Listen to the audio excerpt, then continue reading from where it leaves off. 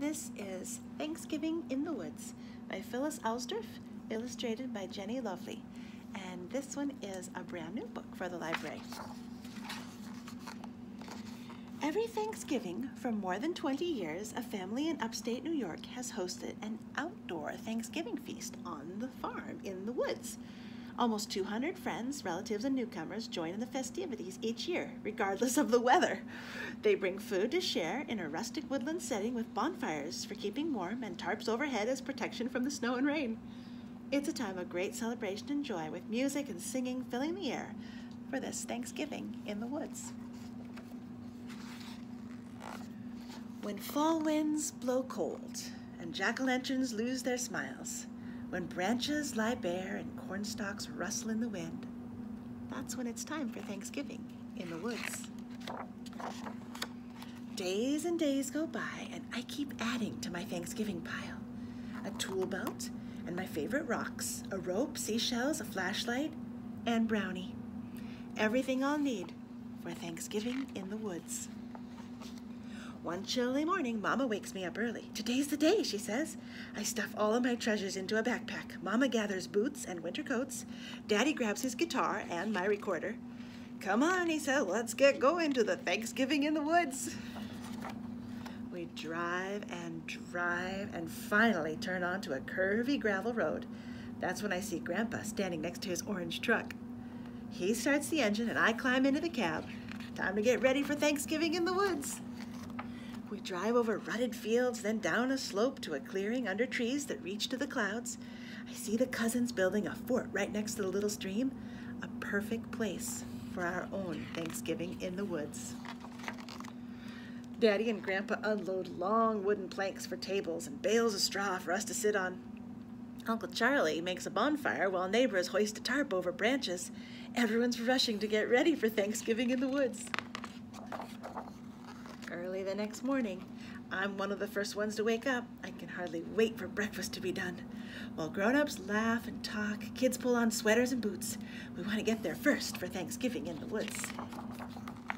Some neighbors are already at the site. "Here, help stack up some kindling," Grandpa says, and we do, running whenever someone calls. We're all going to have to help if we're going to have Thanksgiving in the woods. Soon a tractor comes over the hill. Grandma and Mama sit on the hay wagon, steadying a load of pots and covered pans filled with turkeys and dressing, mashed potatoes, peas, and corn. Oh, now it's starting to smell like Thanksgiving in the woods.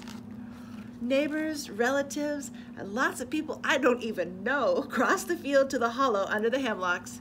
They carry baskets and bags and boxes filled with apples and pickles and pies, every imaginable food to share for Thanksgiving in the woods. At 1 o'clock, Grandma rings her special bell. We form a huge circle and sing, "'Tis a gift to be simple, 'tis a gift to be free." People talk for a long time about being thankful. Brownie gets very hungry waiting until it's time to start Thanksgiving in the woods. Lines of people snake around the tables, filling plates with mouths of food. The cousins and I dart in and out, grabbing buns, turkey, and other treats we take to our fort. There we'll have our own Thanksgiving in the woods. Grown-ups are playing fiddles, banjos, and drums, and singing songs that everyone knows. Soon Daddy joins in on his guitar, and I make up a tune of my own on my recorder. My way of celebrating Thanksgiving in the woods. We stand around the bonfire, warming up on both sides. Grandma passes out marshmallows, and I take 2 to roast, toasty and brown. One of my favorite parts about Thanksgiving in the woods. When everyone's had enough turkey and potatoes and pumpkin pie, people start packing up their gear. In groups of 2 or 3, they walk back to the farmyard, bringing an end to Thanksgiving in the woods. Daddy puts me on his shoulders, and we walk with Mama and Grandma along a candlelit path through the woods. I pull Brownie close to keep him warm, happy that he came along for Thanksgiving in the woods. Back at the bonfire, I can hear a banjo and someone still singing. "'Tis a gift to be simple, 'tis a gift to be free, 'tis a gift to come down where we ought to be." Now, that's a perfect ending, Grandma says as we walk in the dusk. A perfect ending to Thanksgiving in the woods. And there's the whole song of Simple Gifts. Oh, that's Thanksgiving in the woods. Happy Thanksgiving.